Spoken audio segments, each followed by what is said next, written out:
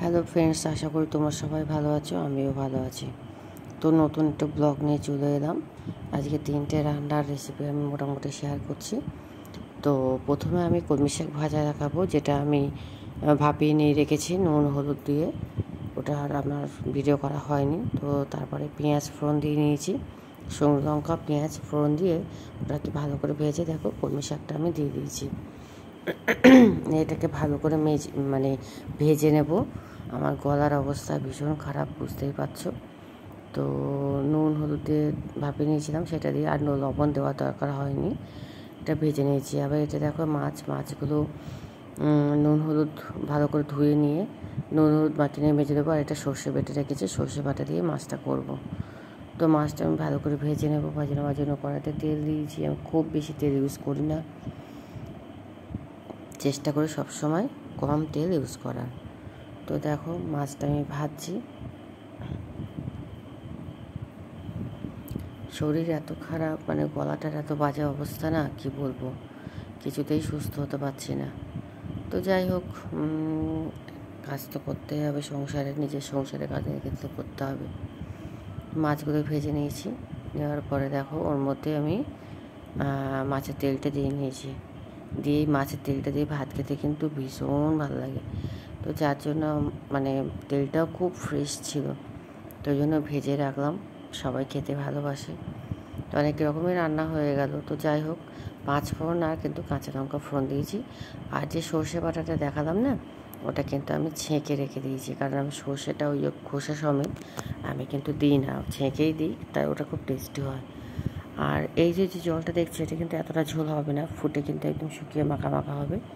ওটা খুব টেস্টি হয়। আর লবণটা একটু চড়া দিতে হবে, ঝালটা চড়া একটু চড়া থাকবে, ভীষণ টেস্টি।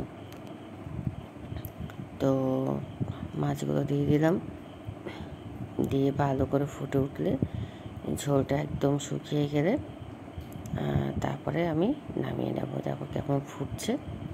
আর আমার না এই সর্ষে বাটা দিয়ে মাছ এত প্রিয়, কি বলবো।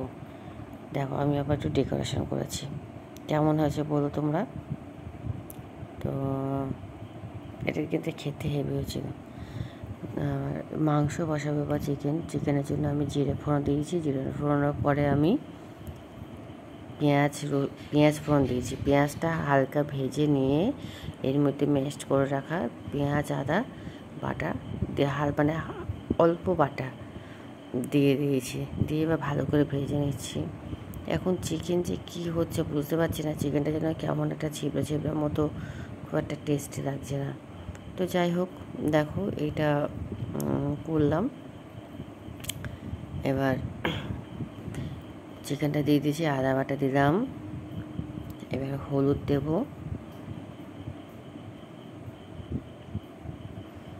লঙ্কার গুঁড়ো, জিরে গুঁড়োটা কোনো রকম স্কিপ করে গেছি, তো জিরে গুঁড়ো কিন্তু আমি এর মধ্যে দিয়ে দিয়েছি, আর লবণ। এগুলো দিয়ে আমি ভালো করে কষাবো, খুবই ভালো করে কষিয়ে নেবো। কষাতে যখন একদম পুরো তেল ছেড়ে আসবে, তখনই কিন্তু আমি জল দেব।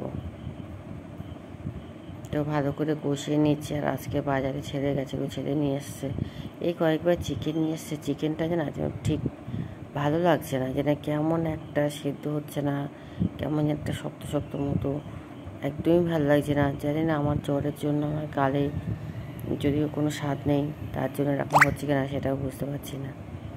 তো দেখো ভালো করে কিন্তু আমি চিকেনটা কষিয়ে নিচ্ছি। এবার আমি জল দিয়ে দেবো। কষানো কিন্তু যথারীতি হয়ে গেছে, দেখো তেল ছেড়ে দিয়েছে। এবার আমি এর মধ্যে জল দেব। তোমরা যদি এরকম কষানো খাও, কষানো রাখতে পারো। আর যদি ঝোল খাও, ঝোল রাখতে পারো। তা আমার বাড়িতে একটু ঝোলঝোলই চলে, বেশি কষা চলে না। আর ভিডিওটা যদি ভালো লাগে অবশ্যই লাইক কমেন্ট করো। যদি কোনো ভুল থাকে সেটাও বলো, তবে কারো খারাপ মন্তব্য কেউ কিছু করবে না, তোমাদের কাছে রিকোয়েস্ট।